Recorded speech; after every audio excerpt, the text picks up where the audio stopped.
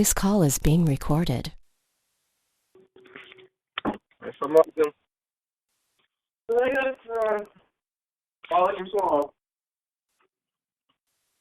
I heard Kamal and Rafiq. Where's everyone else? They're here as well. Assalamu alaikum. How y'all doing this afternoon? Good. That's good, praise to Allah. Is everything fine there? You have a productive week? Yes, sir. Okay, very good, very good. Have you all been, saying your prayers every night? Yes, every day, every night. Very good, very good. Okay. All right. Come on, let Daddy hear you say your prayer. Truly, I turn myself being upright to him who originated the heavens and the earth, and I am not the polytheist. Share my prayer, my sacrifice, my life, and my death are all for Allah, the Lord of the world. Lord, though she is happy, is this my command, and I am unable to submit. O Allah, thou art the King, there is no God but thee. Thou art my Lord, and I am thy servant. I have been unjust to myself, and I confess my fault. The grant protection against all my faults. Do not grant protection against false with thee, and guide me to the best of morals. Do not guide to the best of them but thee, and turns away the evil morals but thee. Okay. All right, very good. Let's see. Mario, let me hear you say your prayer. Yes, sir. Surely I turn myself being upright to him who originates the heavens and the earth, and I am out of the polytheist. Surely my prayer, my sacrifice, and my life and my death are all for Allah, the Lord of the world, and no one still she has he, and this am I commanded, and I am of those who submit. O Allah, thou art the King, there is no God but thee. Thou art my Lord, and I thy servant. I have been unjust to myself, and I confess my faults. So grant me protection against all my faults. For none grants protection against false but thee, or guides me to the best of morals. For none guides to the best of them but thee, or turns me away from the evil morals but thee. Okay. See. Rafiq, let me hear you say your prayers. Truly, I have turned myself, being upright to him who originated the heavens and the earth, and I am out of the polytheists. Surely my prayer, my sacrifice, my life, and my death are all for Allah, the Lord of the worlds. No associate has he, and this am I commanded, and I am of those who submit. O Allah, thou art the King, there is no God but thee. Thou art my Lord, and I am thy servant. I have been unjust to myself, and I confess my faults, so grant me protection against all my faults.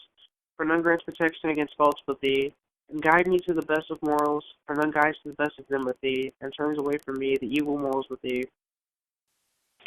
Amen. Right, very good. Okay, Daniel, let me say your prayers. Yes, sir. Surely I have turned myself, being upright to him who originated in the heavens and the earth, and I am out of the polytheists. Surely my prayer and my sacrifice, my life and my death are all for Allah, Lord of the worlds. No associate has he, and this am I commanded, and I am of those who submit. O Allah, thou art the King, there is no God but thee. Thou art my Lord, and I am thy servant. I have been unjust to myself, and I confess my faults. So grant me protection against all my faults, for none grants protection against faults but thee, and guides me to the best of morals. And guide me to the best of morals, for none guides to the best of You none guides to the best of them but thee, and turns away from me the evil morals but thee. Amen. All right, very good. When you say your prayers, even when you're reciting them, because your dad wants you to say your prayers, when you say your prayers every day, when you recite your prayers, think about what you are praying for. Meaning, when you say them, you can utter them or say them from memory, but you kind of want to, when you say your prayers, it's really a conversation of sorts, or you're talking to God, just like you're talking to each other. Or I'm talking with you. It's not robotic. meaning, like when I say this, surely I've turned myself to thee, O Allah. When I say my prayers, when I'm speaking those words, I'm not just reciting them from memory. It's actually in my mind. I'm talking to Master Farad Muhammad. I'm actually talking to him.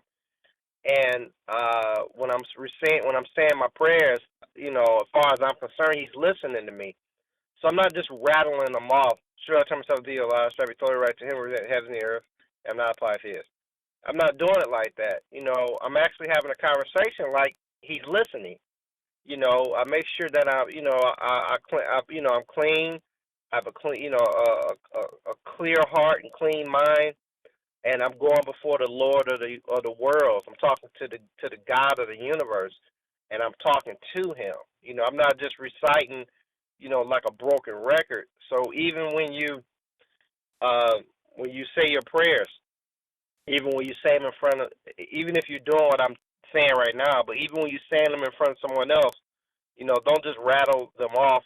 It's like actually get your mind in the practice when you're saying your prayers that you're actually talking to Master Farad Muhammad and he can hear you. Do you understand?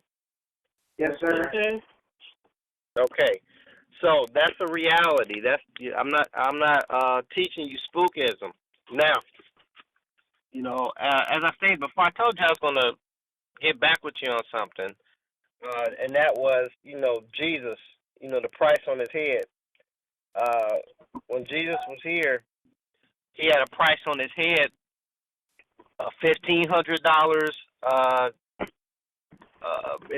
$1,500 dead. No, hold on. Yeah, the price on his head, if you brought him in alive, was $1,500 or $2,500 dead. You understand?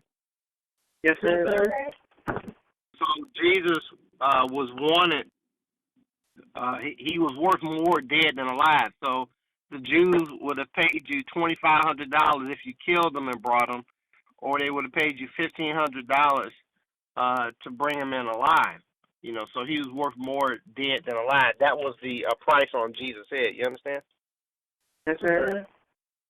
Okay. So anyway, the reason why I bring up Jesus is because, as I noted before, as the most honorable Elijah Muhammad taught us, when Jesus was in Egypt, growing up as a little boy, as a child, like you are, he met with an old wise man, and the old wise man taught Jesus how to communicate mentally or listen to people's thoughts. And Jesus learned how to read your mind, hear your thoughts, and communicate his thoughts mind to mind. He learned that in 3 days. You understand? Yes, sir. So Jesus could hear you thinking. So it's not.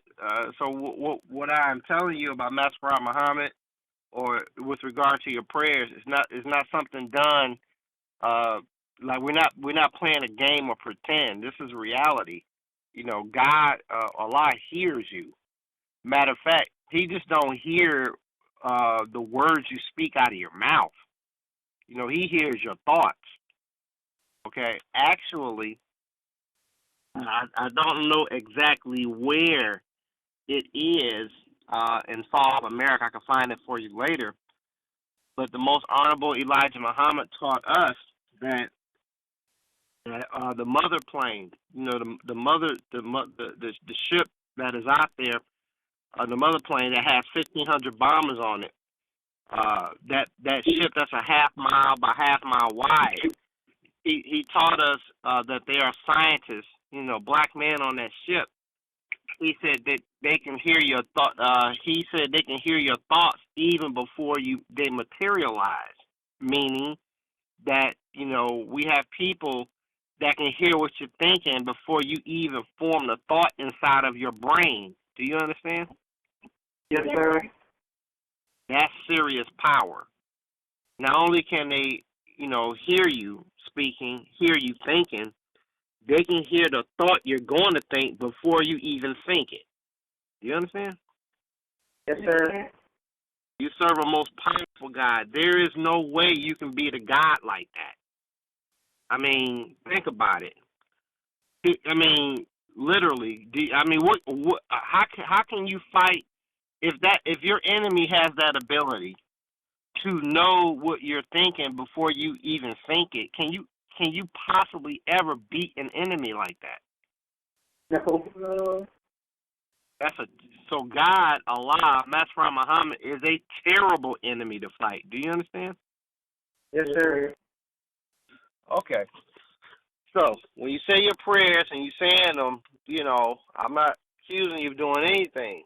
But don't think just because you're in your bedroom or the living room, wherever you are having your closet, where you having that prayer, you just saying them because the daddy told them. No, God, Allah is listening to you. Believe me. Everybody don't pray to Allah, and an even smaller percentage pray to Master Farad Muhammad. Do you understand? Yes, sir. All right. Okay. What I want to talk to you today is about our religion of Islam. The religion of Islam is peace. Do you understand? Yes, sir. That's God's only religion that he ever had is peace. Now, the word peace, one definition I think is a good definition. The word peace is freedom from disturbance. Say freedom from disturbance. Freedom from disturbance. Right. That's what the word peace means. So that's the freedom from disturbance is a state of being, a state of reality, a state of things. So Muslims are peaceful. Do you understand? Yes, sir. So if Islam, well, we say the flag of Islam is freedom, justice, and equality, and the way to surmise the religion, yes, Islam is a religion of freedom, justice, and equality. That's true. But another expression we use to describe our religion of Islam, we simply say Islam is a religion of peace, which is freedom from freedom from disturbance. So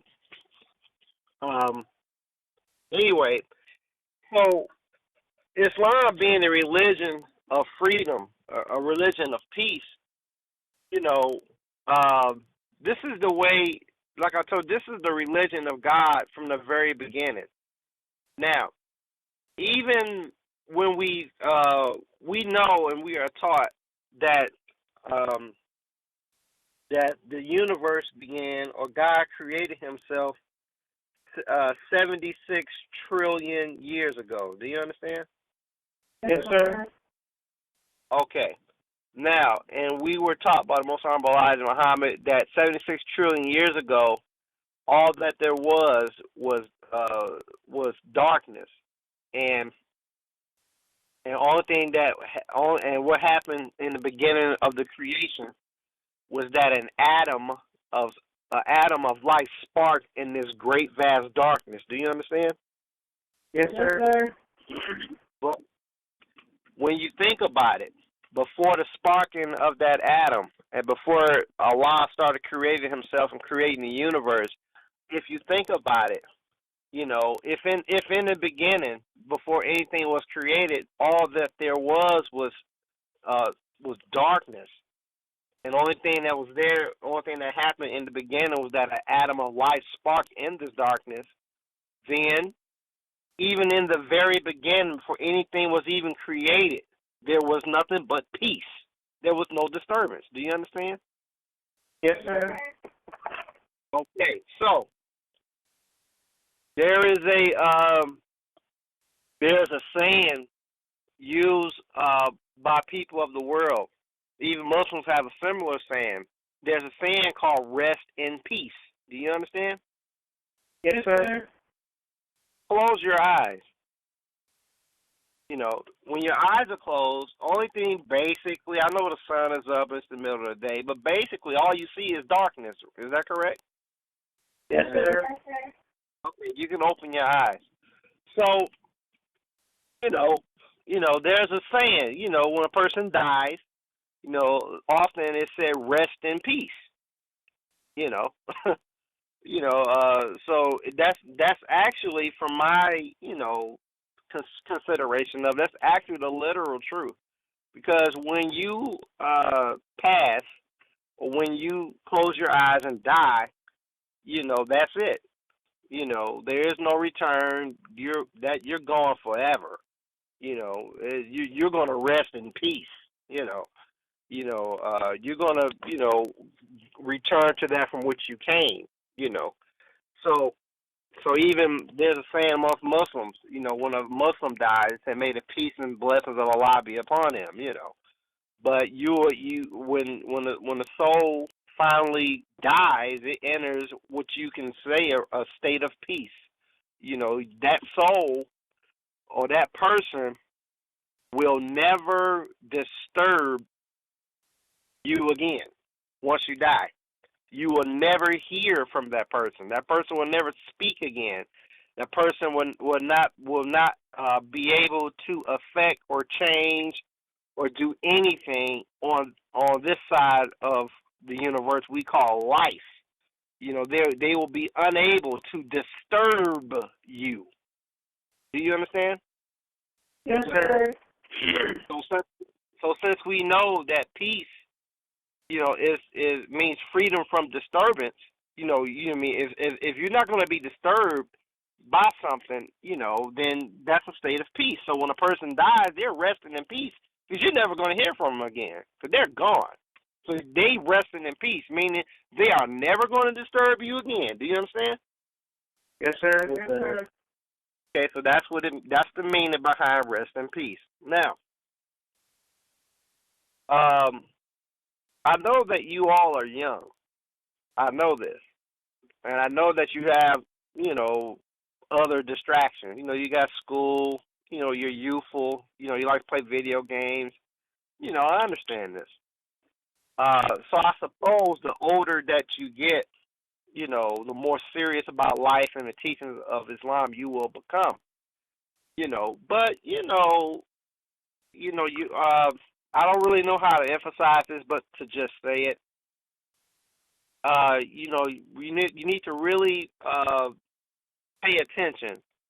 When you're praying or when you're watching the an Islamic video, for instance, that I put together that you watch every day or on the weekend or whenever you get a chance to watch them. And during that time, during those moments when you are learning Islam, or during those moments when you are talking to Master Farad Muhammad, have your attention on that. Don't be thinking about nothing else but that. When you are praying, try your best to have your mind only on Allah, only on Master Farad Muhammad for those few moments. Have your mind completely on him. Because after that, you can go back to your day. You can do everything you want. If you want to go outside and play, you want to play video games, you want to do homework, you want to go fix yourself some pizza or whatever. You got the rest of the day to do that. But when you are communing with Allah or you are taking time to learn an Islamic lesson, have your mind on what you are doing. Do you understand? Yes, sir. The teachings of Islam are precious, and they are precious to me. So again, what you are being given is truly a treasure. The things that you are learning were never the secrets that you are learning were never taught before. Wise men, even like Jesus and King Solomon and the prophets of the past, did not know the things that you are being taught. It was mysteries to them. They had dreams about the things of the realities that you're being taught. They had visions about them, but they didn't know. They was only given a glimpse or a peek into the great wisdom of Allah that was to be revealed. Do you understand? Yes, sir. So it's like the most honorable Elijah Muhammad said in his lecture, The Theology of Time. He said, He said, there's not another man when he was alive. There's not another man today that's going to be able to give you a greater knowledge or wisdom of what I am teaching. What does that mean? Well, when I heard that and I thought about that, what it told me was this. It don't matter how many people go off and study other religions, go off to a museum or go to an archaeological site and dig up some artifacts of Egypt. It don't matter what anybody in this world does or study, they are not going to be able to give you anything greater than what the most honorable Elijah Muhammad gave us from God himself. Do you understand? Yes, sir. What I'm telling you is, I'm not saying that, not to, maybe check out some of the things that people are saying, but if you are going to look into other areas of knowledge with the expectation of gaining something greater than what you are already being given, you are going to be disappointed. Do you understand? Yes, sir. Okay, so, it's just like, like your mother, for instance. She, bless her heart, she's a Jehovah's Witness, like your grandmother, but, that religion's, if you, like I believe they have, the magazine of the Jehovah's Witness is called the Watchtower. Is that right? Yes, sir. Okay. Now, or they have another magazine called Awake. You understand? Yes, sir. Okay. Now, I don't know if they're still printing the Watchtower as they used to in the very recent past, but if you get a Watchtower or if you get an older copy, I believe in the top left upper corner of the front of the cover of that magazine, you will see a cross inside of a crown. Well, I'm not getting into the symbiology of the Jehovah's Witness. I'm just making a point. That symbol of the cross inside of a crown, that's a Masonic symbol. Do you understand? Yes, sir. There are two orders of Masons. You got the York Rite, YORK, and you got the Scottish Rite. So there are two schools of Masonry, York and Scottish. Do you understand? Yes, sir. If memory serves me right, that symbol that's on the cover of the Watchtower magazine of Jehovah's Witness, that's a Masonic symbol of the York Rite of Freemasonry. Do you understand? Yes, sir. Okay, what is my point? This is my point. I believe the founder of that religion, Jehovah's Witnesses, his name is Charles Taze Russell. Do you understand? Yes, sir. Charles Taze Russell was a Mason. Do you understand? Yes, sir. Yes, sir. What is a Mason? The word Mason. The word Mason means Muslim or Muslim son. S-O-N. Do you understand? Yes, sir. Or son of Muslim or son of Muslim. Do you understand? Yes, sir. Now, Masonry is a secret organization that teaches the secret teachings of Islam. Do you understand? Yes, sir. It's a teaching that was given to white people by black people as the teachings of Islam, but the teachings of Islam was taught among them in secret. Do you understand? Yes, sir. Okay. A Mason, in order to graduate and learn all that Masonry has to teach you, it has 33 degrees or 33 levels. Do you understand? Yes, sir. Okay. So I'm not going to get too deep into that. The point I'm making is that the founder of that religion that many of our people, or a lot of people study, the founder that began that religion studied Islam. Do you understand? Yes, sir. Not only did he study it and start another religion, he put a little symbol on the books, just so the people that's in the know would know this. But the point I'm making is his knowledge came from the secret study of Islam. Do you understand? Yes, sir. Not only that, if you get the original books of the Jehovah's Witnesses, if you get the original text that Charles Taze Russell wrote, what you will see on the front cover of those books are Egyptian symbols. Do you understand? Yes, sir. Not only that, if you go to the grave site of Charles Taze Russell, his headstone is a replica of an Egyptian pyramid. The founder of the religion of the Jehovah's Witness, he is buried under a pyramid. Do you understand? Yes, sir. Yes, sir.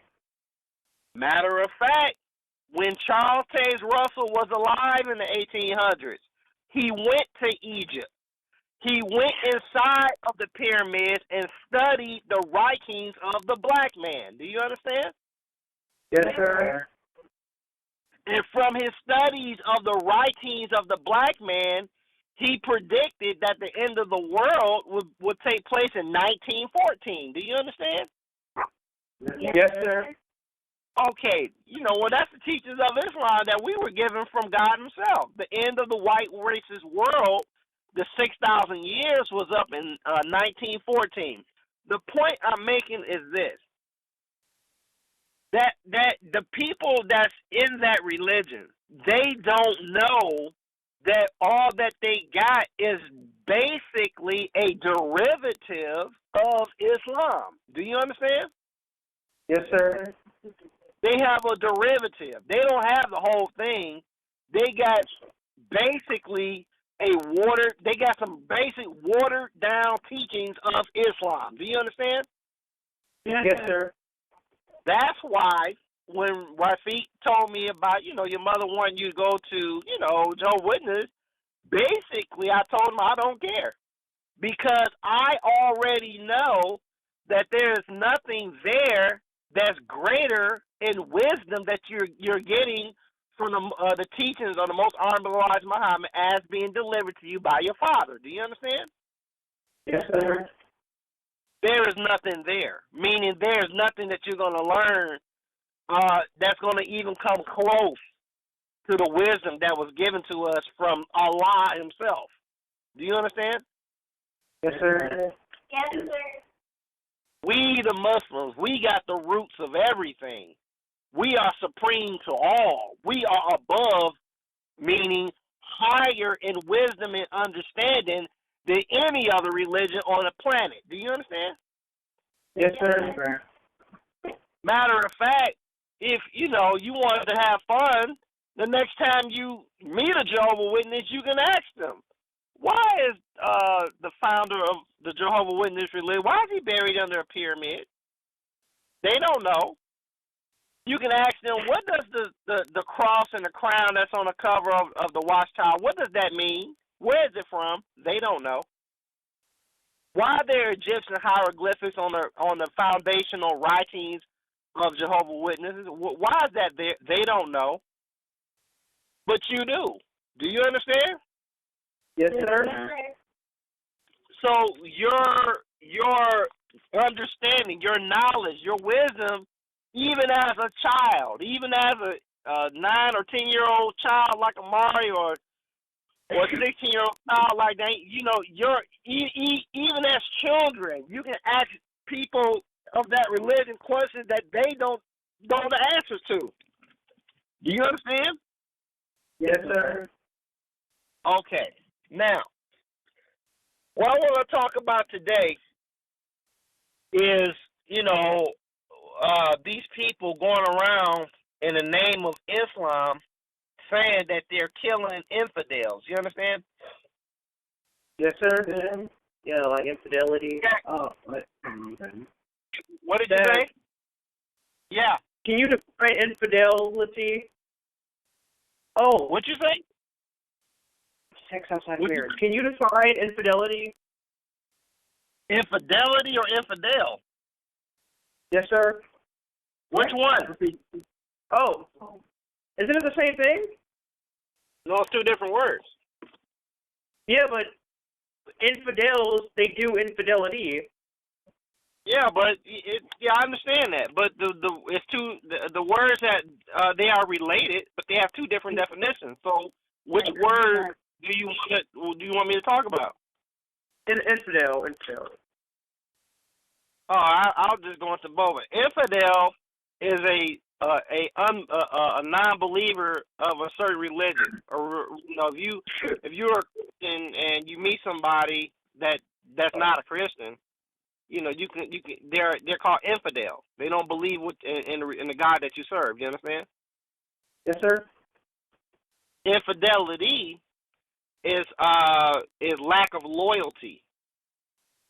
If you had infidelity, like if a man and a woman are married, and the man or the woman decide they're going to have another relation with another person outside of marriage, they are in a state of infidelity. You understand? Yes, sir. Yes, sir. But if an infidel is someone that's a non-believer of your religion, a disbeliever. All right, now, I want to talk about these people, that's going around shooting, stabbing, or otherwise killing non-Muslims in the name of Islam. Do you understand? Yes, sir. Now, what kind of religion is Islam? Religion of peace. Yeah. A religion of peace. And we know that peace is freedom from disturbance. Is that right? Yes, sir. If you go around and take a knife and go to a shopping mall and yell God is great or Allah is great and take a knife and stab people, is that peace? No, sir. Is that freedom from disturbance? No, sir. Is that Islam? No, sir. Okay. Well, we know that these people that are going around attacking people, the name of Allah, we know that they are not Muslims. Is that correct? Yes, sir. Which means that they are infidels. Is that right? Yes, sir. Okay. Now, how do we further know that these are indeed infidels? Think about it. If you are a Muslim and you believe in Allah, in our case, Master Prophet Muhammad, and you want basically everyone to, believe as you do, are you going to cause people to believe in your religion if they hear about you going around stabbing people because they're not Muslims? Is that going to promote the belief in Islam? You going around stabbing people? No, sir.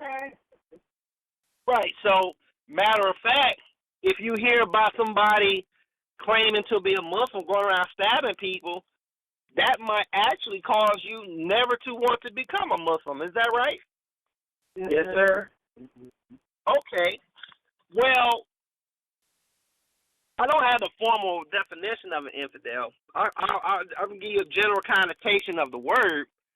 An infidel, from my appreciation of the word and its use, an infidel is not only just somebody that don't believe in your religion. An infidel is somebody that fights you. He don't not only just disbelieve in it, he's at odds. He's at war. He's in direct, confrontation with you. Do you understand? Yes, sir. Are you there? Okay. Yes, sir. the deal is this. So if you look at what these people are doing, they go around, they go to a shopping mall, got a knife or got some other weapon, and they say, "Are you Muslim?" You say, "No, I'm not a Muslim," and they pull out a knife and stab you. You know, that's the work of an infidel. Because when the rest of the people that are not yet Muslims hear this, and they never even heard of Islam, don't understand Islam, they haven't got around to even looking at it, and their first impression, their first introduction to somebody that they say is Muslim, they go around killing people. This will cause people in general, like, man, I'm not going to be a part of that religion. Is that right? Yes, sir. Okay, well, that will be the goal of an enemy of your religion. That's what your enemy want in the first place, right? Yes, sir. Yes, sir. So your enemy will come as a wolf in sheep's clothing. He will come under pretending that he's a Muslim, but he will do things that are so outrageous and so terrifying that it will cause people that are not yet Muslims to not want to be a part of your religion and shun your God. Do you understand? Yes, sir. Yes, sir. Okay, one moment.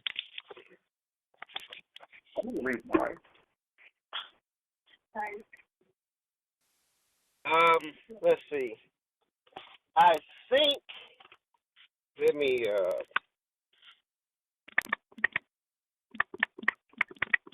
One second.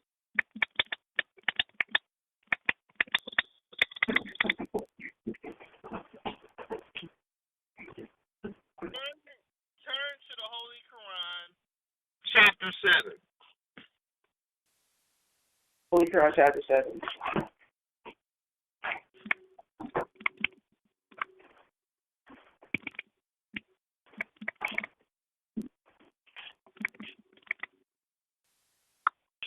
$332.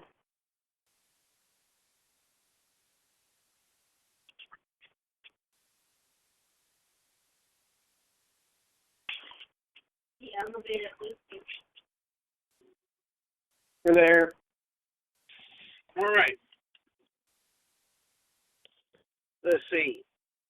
Rafi, I want you to read. Hold on.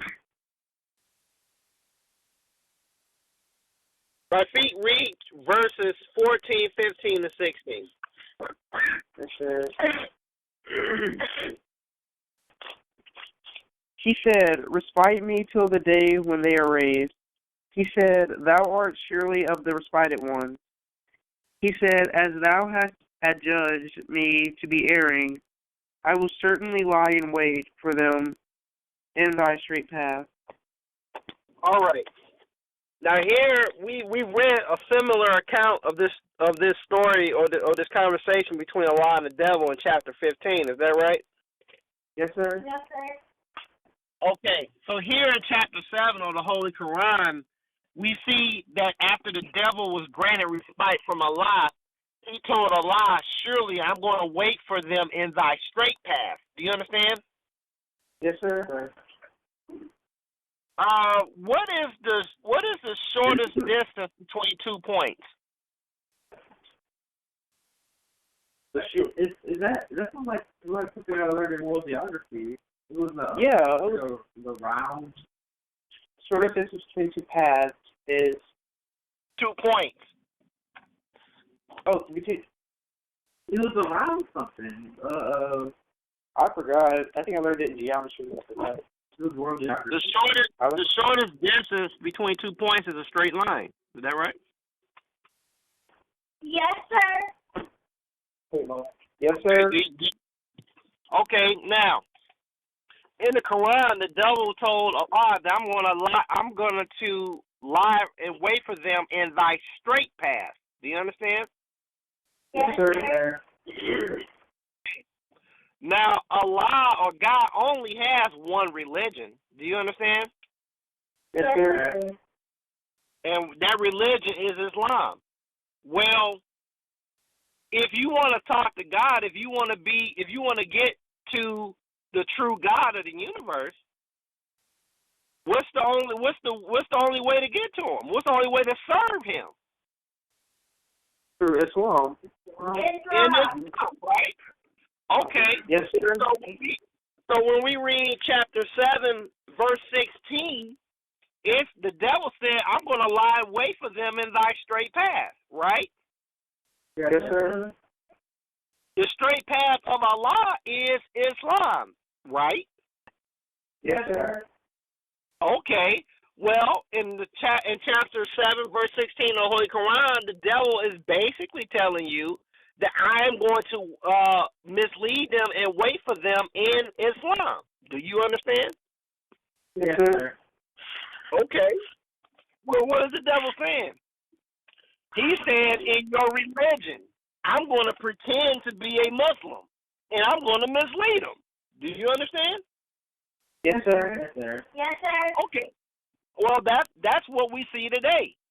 We see the devil. We see these Arabs, these people claiming to be Muslims in Allah's straight path, misleading the people, making people think that Islam is a unpeaceful, unjust, and terroristic religion. Do you understand? Yes, sir. Yes, sir. This is the work of the devil. This is the work of the infidel. Do you understand? Yes, sir. Yes, sir. Okay, now, so now, I gotta repost it on our website, and I will. But there's a question that the Most Honorable Elijah Muhammad asks, or there's a question when the Most Honorable Elijah Muhammad, when he had temples all across America, when you walk into a temple of the Messenger, there will be a chalkboard, and on that board, it will have a picture of the American flag to your left, and a picture of the Islamic flag to your right, and between the flag, it will have a question, and the question would be, which one will survive the war of Armageddon? Do you understand? Yes, sir. The war of Armageddon, that war is the final war between, God and the devil, God, or good and evil. Do you understand? Yes, sir.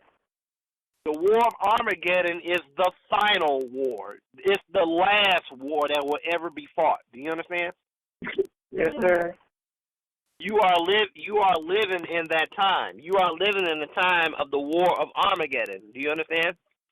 Yes, sir. So when you cut on the news and you hear about people claiming to be Muslims saying Allahu Akbar and stabbing and shooting people,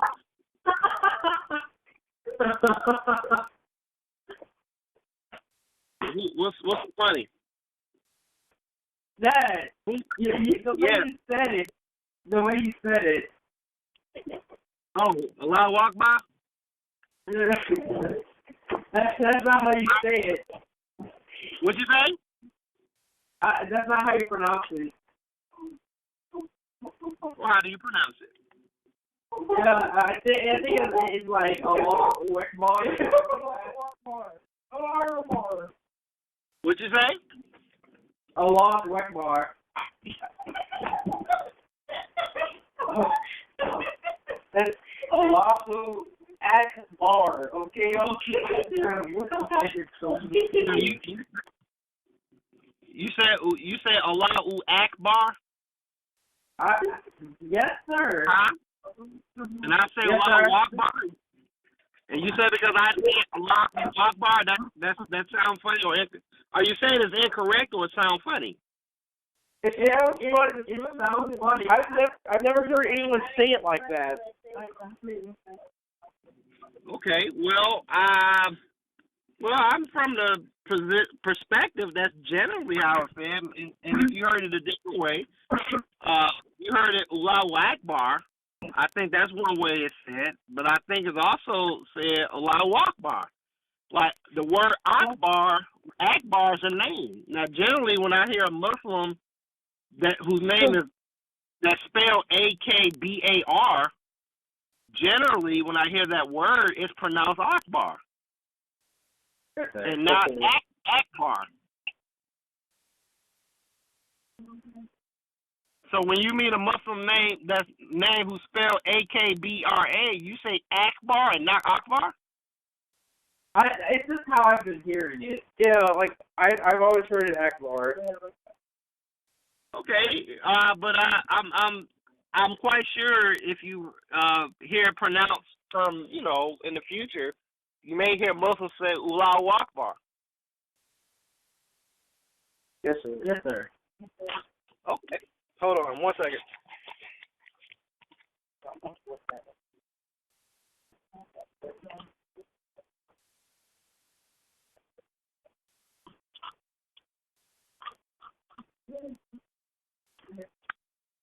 You there?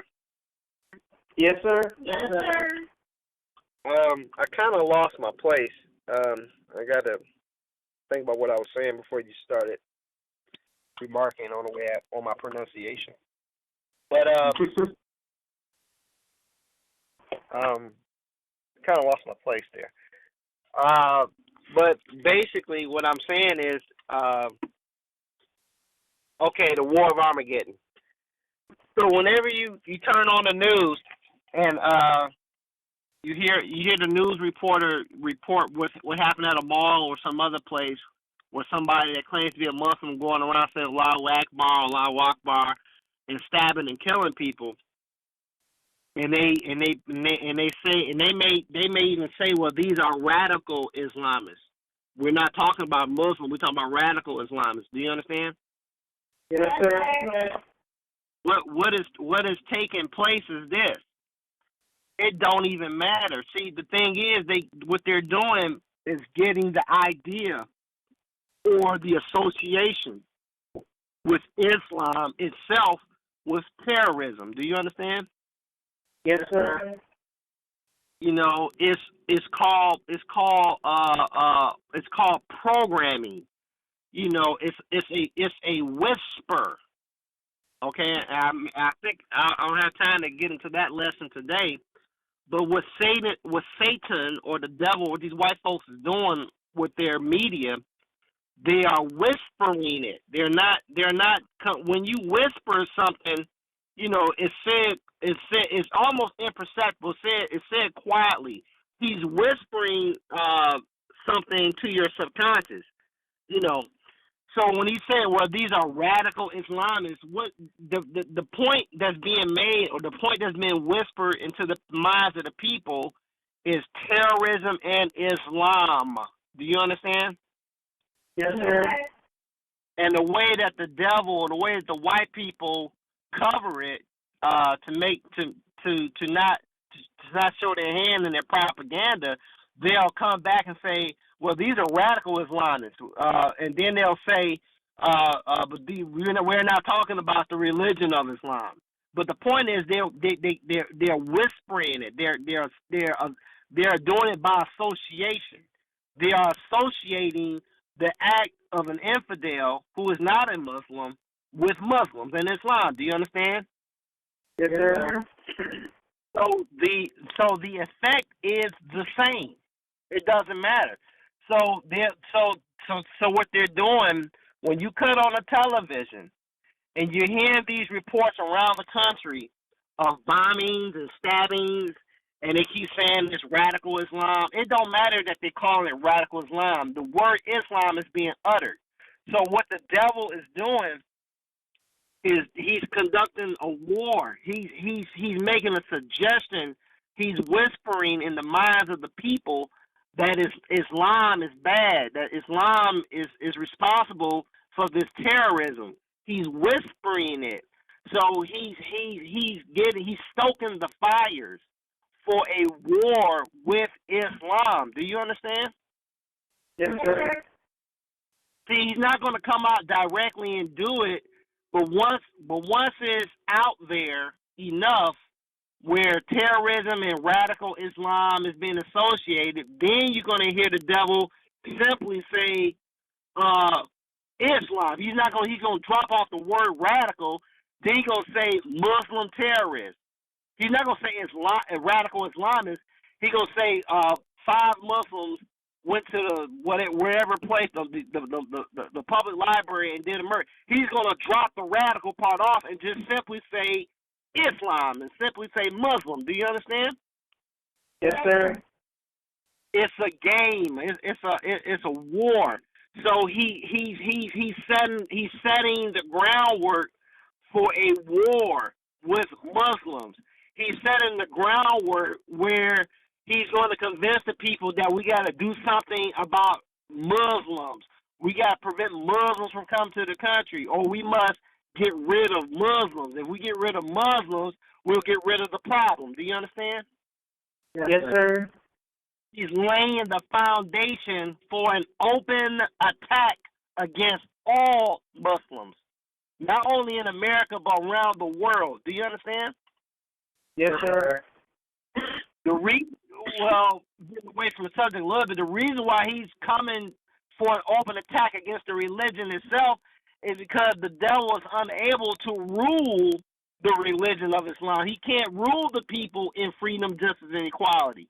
So he has to make an attempt to destroy the religion. Do you understand? Yes, sir. Listen, this is what's taking place. Okay, the people. So it's a whisper.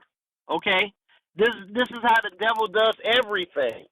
You know, today, even today, right now, for example, you know, you got gay people, you got transgender people, and you got these people, they talking about a transgender boy or girl can go into any bathroom that they want, and that gay people got rights. Do you understand? Yes, sir. Yes, sir. But how did the devil convince ordinary, reasonable people to allow a girl to go into a boy's bathroom and allow a boy to go into a girl's bathroom? Well, he did the same thing.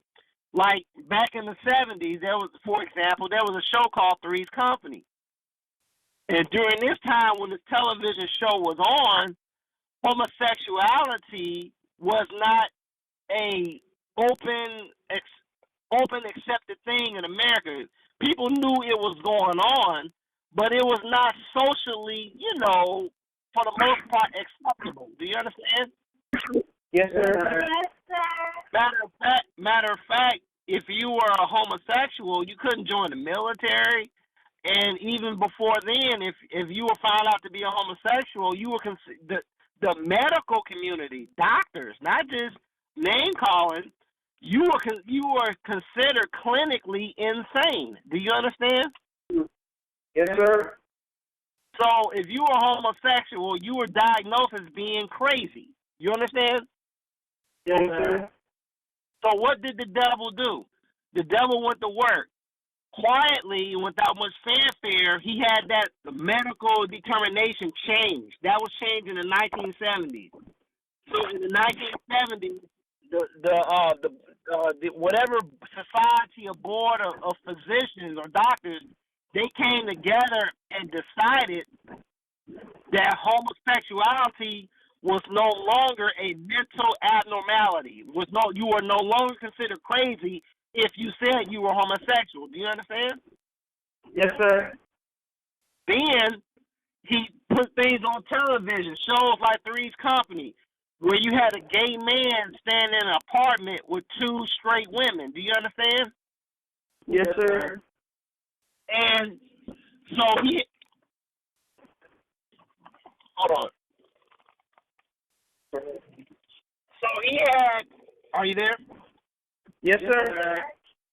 So he made a joke out the fact that it was a straight man pretending to be gay living with two straight women. You understand? Yes, sir. So he caused the people to laugh at the notion of homosexuals living in society. He made it a joke. He made it a television show. You understand? Yes, sir. That's called propaganda. So once the devil got the people to laugh at homosexuality and tune in every week to laugh at a homosexual, he was preparing the masses to in the very near future to accept homosexuality as okay and normal. Do you understand? Yes, sir. You know, I'm not going to get into the psychology of laughter, but I'll say this much. When you're laughing at laughter, when you're laughing at something, you find something funny, psychologically, laughter is a form of acceptance. Do you understand? Yes, sir. I'll give you an example. Like if your mother or your father die, or somebody that you know die, or if you have observed that somebody dies, a lot of times they have what's called a funeral. Is that correct? Yes, sir. Okay, and what happens at a funeral? People cry, don't they? Yes, sir. Okay, now, what you'll notice that during a funeral or sometimes right after a funeral, the very same person that was crying over the death of their loved one, they will start laughing, meaning they'll start thinking about the good times that they share with their loved one before they die. They'll start laughing about funny things they said or did. Do you understand? Yes, sir.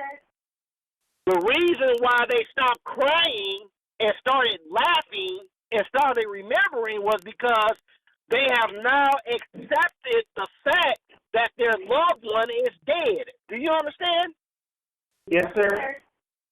So laughter is a form of acceptance. Do you understand? Yes, sir. So psychologically, if you want to get somebody to do your will, or if you're trying to change someone's mind, one of the first things you do is to get them to laugh. Do you understand? Yes, sir. I'll give you another example. How does the ugly boy get the pretty girl? Or how does the pretty girl get the how does the ugly boy get the pretty girl, or the ugly girl get the pretty boy? What Makes her laugh. What you say? He makes her laugh. Makes her laugh. Oh, you so funny. You so funny. He tells a lot of jokes.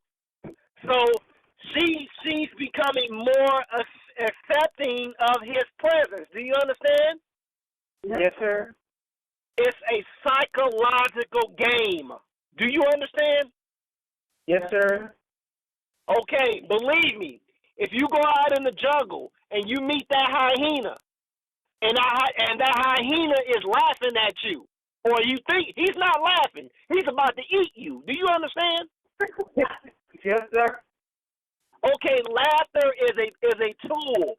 Laughter is a weapon. Laughter is a powerful weapon of the devil. Do you understand? Yes, sir. That's why when you get a deck of cards, you got the ace, the king, the queen, the jack, the 10, the 9, all the way down to the deuce, and the most powerful card in the deck is the joker. Do you understand? Yes, sir. That's the lesson. I'm not teaching you about cards, but that's the lesson from cards. The most powerful card in the deck is the joker.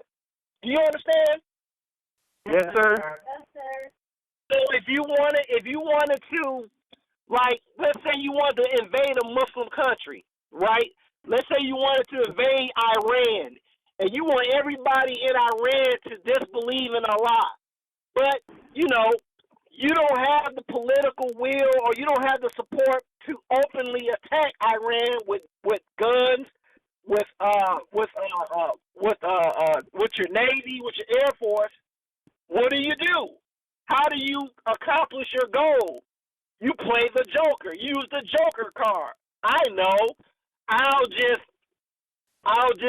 put a television show in the Iranian language, and I will plant my ideas through laughter, through comedy, and make them laugh at homosexuals, make them laugh at eating pork. Do you understand? Get the people to laugh. Get the people to laugh at the laws and commands of God. Do you understand? Yes, sir.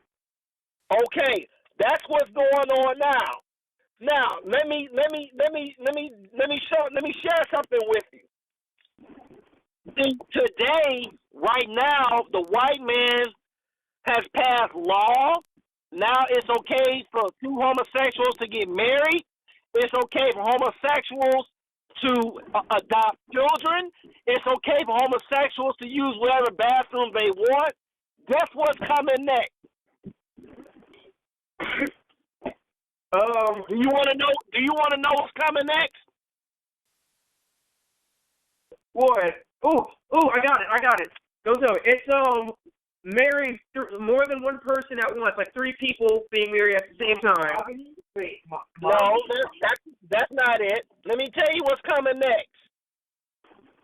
Now that the devil has gotten people to accept homosexuality and accept the things I just described, what's coming next is people marrying animals.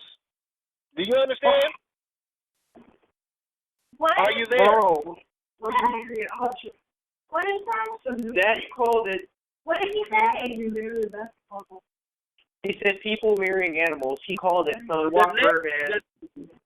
The next thing that the devil is going to do to the masses of the people, and believe me, remember this day of September 25th, 2016, when your dad told you this. You're going to be like, my dad said that. I didn't believe it.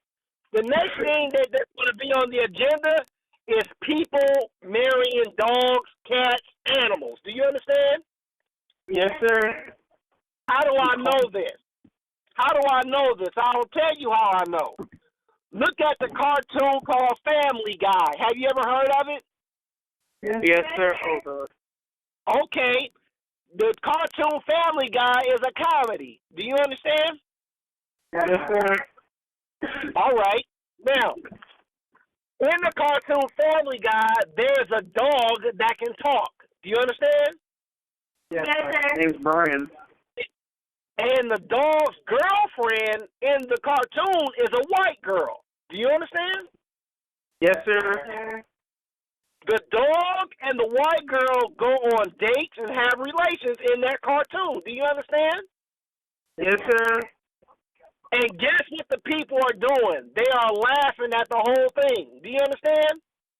Yes, sir. Oh, man, that's funny, right? Yes, sir. Well, no, it's not really. But Now, yes, what- sir. So what did your dad tell you? Laughter opens the door, or laughter is a form of acceptance. Do you understand? Yes, sir. So since psychologically the devil is now putting the idea in your mind that people, dogs, in this case dogs and women getting together, that's acceptable because you're laughing at it. Do you understand? Yes, sir. Okay, that's how you misdirect and mislead people. Do you understand? Yes, sir. Listen, things are not going to get better under the rule of white people, under the rule of the devil. Do you understand me? Yes, sir. Things are going to get gradually worse and worse. What do I mean? I don't so much mean that things are going to get worse, like you're going to starve or, you're not going to have water to drink. No. What I'm talking about in this instance, I'm talking about morally. Things are going to get worse and worse and worse. It's not going to get any better. The devil is going to lead you. He's the devil, or white people. The devil is the angel of the bottomless pit. There is nothing, and I mean nothing, of evil that he's not willing to do and willing to lead the people to do. Do you understand? Yes, sir. Okay. So you have learned today that laughter is a psychological weapon the devil uses to cause the people to laugh and become agreeable with abominations and sin. Do you understand? Yes, sir. That's how it's done. Now, listen to me very, very carefully before I close this meeting. I am telling and teaching you things that I had no idea of when I was 16, 15, 12, 10 years old. Do you understand? Yes, sir. I did not know any of this. Matter of fact, what I'm teaching you and what I'm telling you and the way that I'm telling you, the people around you still don't know it. Millions and millions of people walking around you don't know what you're learning right at this very moment. Do you understand? Yes, sir. So I know it may be difficult for you to do this. It may be. But you need to show respect, meaning you need to really listen and pay attention to your father. And what I mean by that is the videos and lessons that you're learning, even if you go through all of them, start over and go back to the beginning and watch them again. When this lecture is put on the internet, listen to it again and learn. Matter of fact, what you are learning here is more important than what you learn in the school. You may want to get a notebook and an ink pen, and when you watch these videos, if you learn something, make a quick note about it in your notebook of wisdom. And learn and keep learning. You know, I don't know if you're mature enough at your present ages to appreciate what your father is teaching you. You know, and even if you're not able to do it now, I promise you, within about 15 years, and you go back and listen to these lectures and the videos that I posted online, you're gonna be like, wow, we were really put ahead of the curve. Do you understand? Yes, sir. You know, so what you are learning, the psychology, the wisdom, the tools of the devil, this is some powerful teaching. This is wisdom. This is understanding. Do you understand? Yes, sir. So I pray to my Allah, I pray to Master Farad Muhammad that you learn what I am telling you, that you respect the teachings of Islam, you know, and that you become wise as serpents and as harmless as doves. Do you understand? Yes, sir. Okay. Now, I actually didn't mean to go this deep for Sunday school, but it just happened. Well, at this point, I'm going to bring it to a close.